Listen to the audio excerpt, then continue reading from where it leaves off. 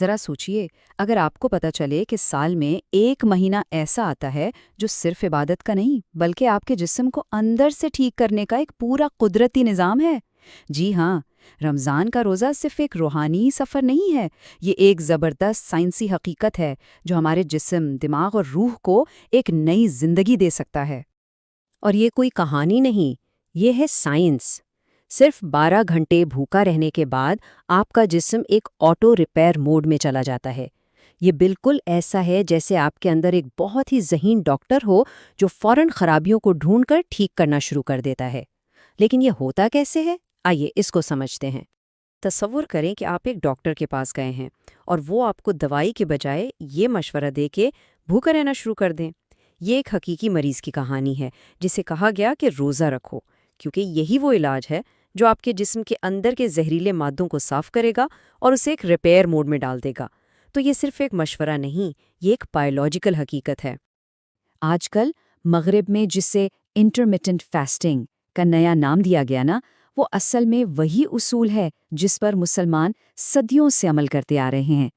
یہ 16-8 کا طریقہ جس میں دن کے 16 گھنٹے جسم کو آرام دیا جاتا ہے، رمضان کے روزے کا بالکل سائنسی عکس ہے۔ لیکن سوال یہ ہے کہ یہ حکمت آئی کہاں سے؟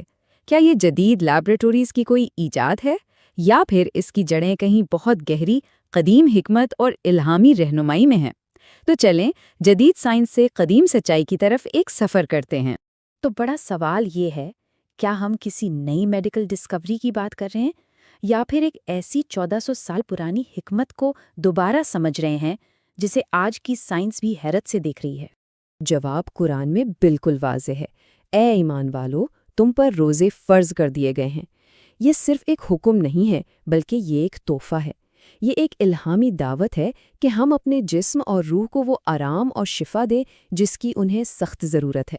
تو اب ہم اس سفر کے سب سے دلچسپ حصے میں داخل ہو رہے ہیں۔ اب ہم دیکھیں گے کہ سیلولر لیول پر، یعنی آپ کے خلیوں کے اندر روزے کے دوران آخر کیا معجزات ہوتے ہیں۔ یقین کریں یہ سائنس آپ کو حیران کر دے گی۔ دیکھیں، اس عمل کا سائنسی نام ہے اوٹوفیجی، جس کا مطلب ہے خود کو کھانا۔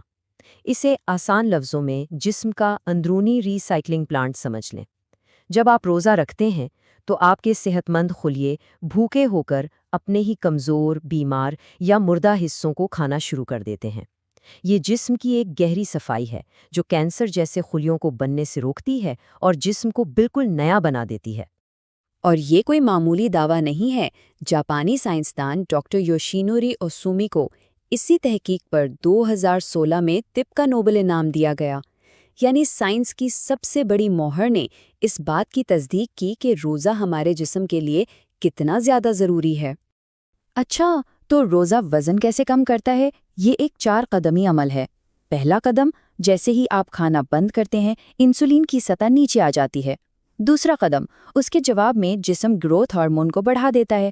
تیسرا قدم، یہ تبدیلی جسم کو سگنل دیتی ہے کہ اب شوگر جلانا بند کرو اور توانائی کے لیے سٹور کی ہوئی چربی کو استعمال کرو، اور نتیجہ قدرتی اور صحت مند طریقے سے وزن میں کمی۔ اور ہم صرف ظاہری چربی کی بات نہیں کر رہے۔ ریسرچ بتاتی ہے کہ روزہ رکھنے سے وسرل فیٹ، یعنی وہ خطرناک چربی جو ہمارے دل، جگر اور دوسرے اہم اعضاء کے گرد جمع ہوتی ہے، اس میں 8% تک کمی آ سکتی ہے۔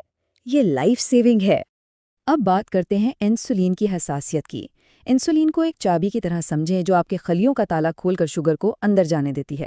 جب ہم ہر وقت کھاتے رہتے ہیں تو یہ تالے زنگ آلود ہو جاتے ہیں اور چابی ٹھیک سے کام نہیں کرتی۔